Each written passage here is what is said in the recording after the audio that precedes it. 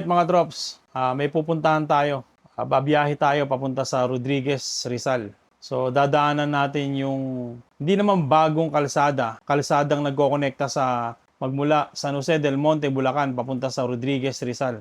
Dito yan sa may Likaw-Likaw. So ayun, paalis na tayo mga drops. So short ride lang to. Tara, samahan nyo ako sa panibago nating adventure.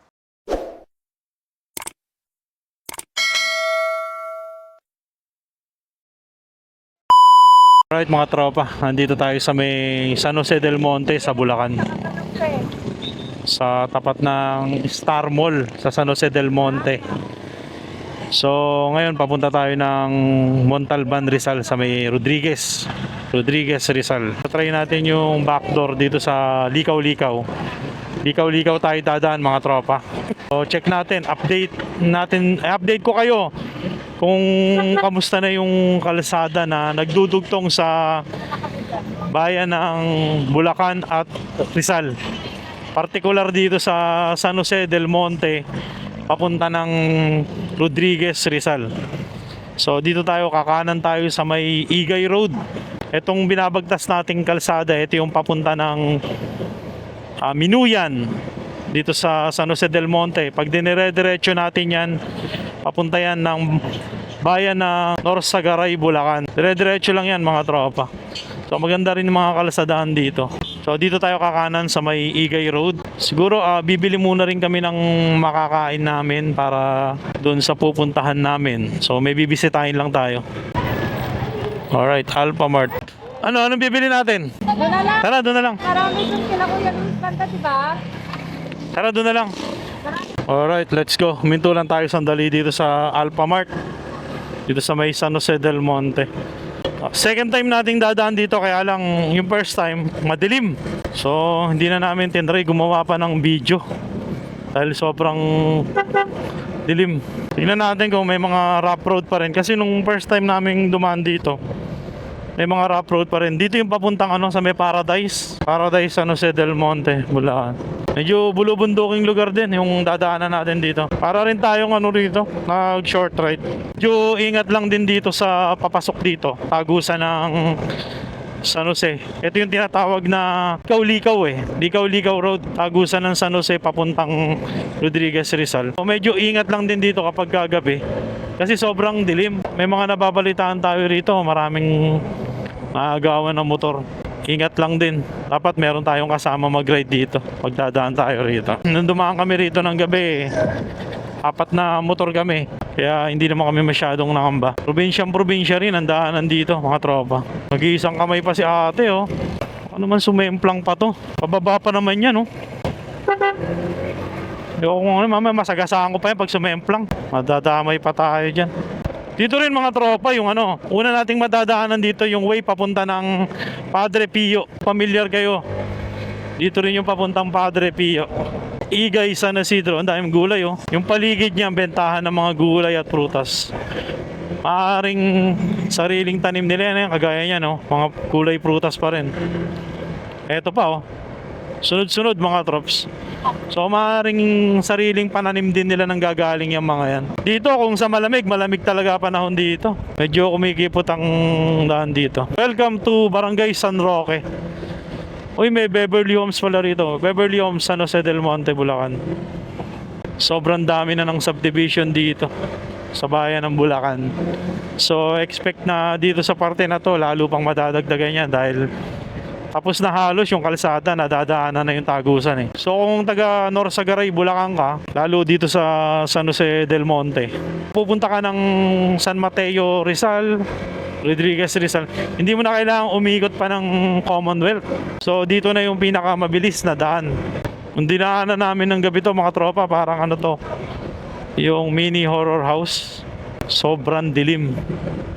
Kaya doble ingat talaga tayo rito mga tropa. Lalo kung mag-isa tayong bumabiyahe. Dito, probinsya feels na. Welcome, Barangay Paradise 3. Ganda ng mga bundok doon, mga trops Yata yung kay Padre Pio, ayan, this way, Padre Pio.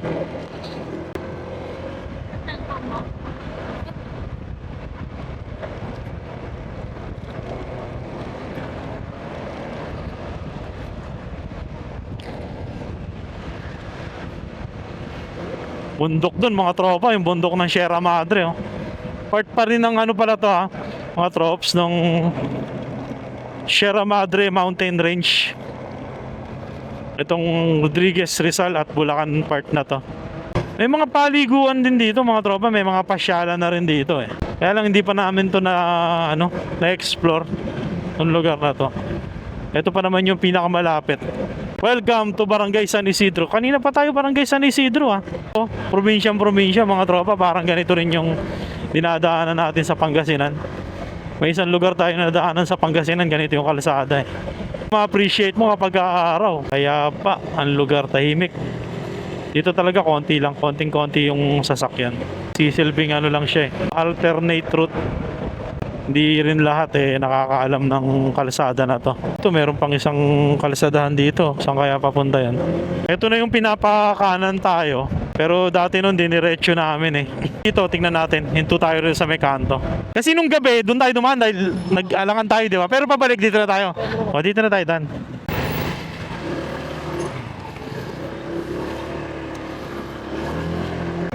So yung diretso doon mga tropa. May ano rin doon. May daan din doon. Kaya lang ano, may konting rough roads doon eh. Dito hindi ko na matandaan. Medyo nakalimutan ko nga siya eh. Dito liblib na talaga mga trops. Dito oh, probinsyang-probinsya mga tropa. Ang ganda ng vibes dito. Ayan. Rough road. Ganda ng Facebook. Para tayong ano nito. Ganito yung dadaanan natin sa rides natin sa susunod. Cotto Mines. Ay, hindi. Dito rough road pero maiksi siguro to. Dito ba talaga tayo dumaan nun? Hindi. Ha? Hindi. O bakit dito kasi tayo? Pero dito pala tayo pinadadaan. Hindi mo nga sinunod pala kahit pauwi. Pero dapat si ano dito dadaan. Kaya hindi ko matandaan to. Lahat dito kasi maturo dito.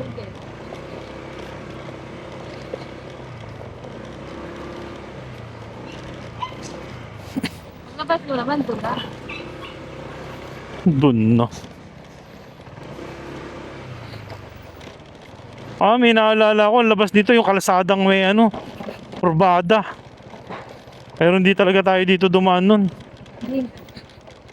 Basta alin sa dalawa, pinadadaan ka, di ka dumaan. Hindi nga ako dumaan, pinadadaan nga ako.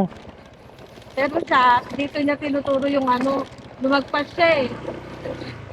Yung pauwi na, lumagpas siya tayo, kumakan pauwi. Tapos sabi niya, dito daan. Sabi niya. Tapos sabi mo, hindi, dito kami dumaan papunta. Sabi mo.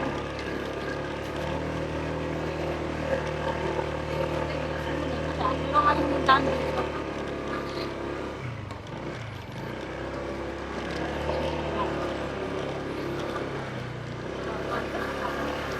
Yung ba walang ganyan? Diretso lang. Konting-konti, maiksi. Hindi, sa Cotoman. O sa Cotto Mines, ganito, 27 kilometers. Pero, Ayan o, malapit na tayo sa kalsada yata. tingnan mo yung likod mo. Ayan na sila. Ang fat baka Galing ka eh.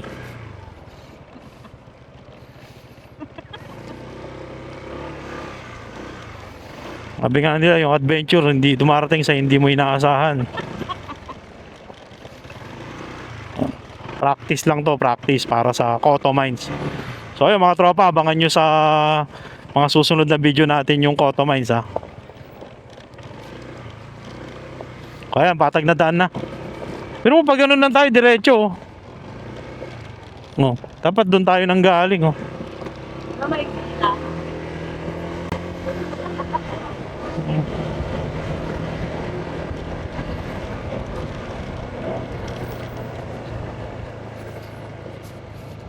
Prutas oh. Nature Breeze Mountain Resort. Dito may resort oh. Maganda rin dyan ah. Nature Breeze oh. Parang maganda rin mag-explore dito no, kahit saglitan lang. Tutugtungan pa natin tong ano na to, video na to mga tropa. Hanap tayo ng magandang spot dito. Kung naghahanap kayo ng short ride, dahil nga sa mahal ng gasolina ngayon, so eto pwede to. Kung taga Bulacan or Quezon City or Caloocan North, or sabihin natin kahit taga Metro Manila kayo, hindi ganun ka layuan to. So, hindi mabubutas yung bulsa natin dito sa gasolina. Pakalapit lang nito. Search na lang din natin, may mga paliguan din dito eh. Mga ilog. Yun, gumaganda na naman ang panahon. Wow, ganda. Ganda oh. Lamig, mga trops, ang lamig. Itong part na to malamig pa. Dapat dito tayo naman.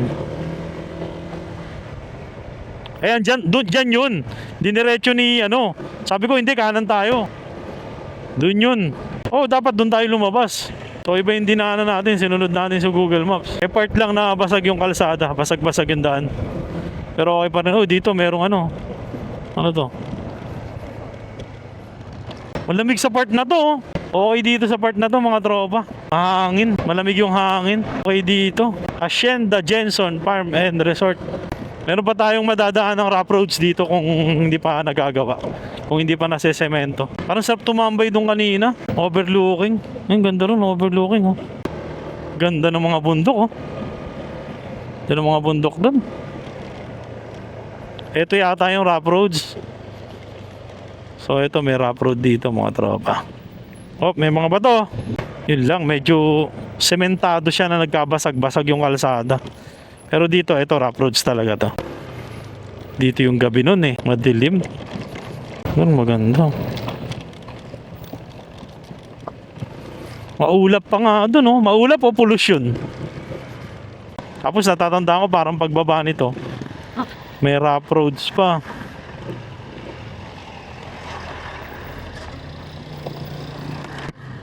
Grabe. All in dito mga tropa, makakapag trail ride pa kayo. Ano, ganda no? Practice lang to, practice. Ayun, daming gulay oh. Dito pagbalik, bili tayo. May pang dinigding. Gaano kaya yung mani? May mais pa oh.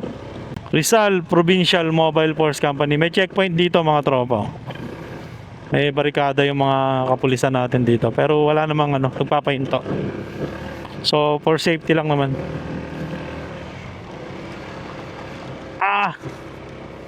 Grabe!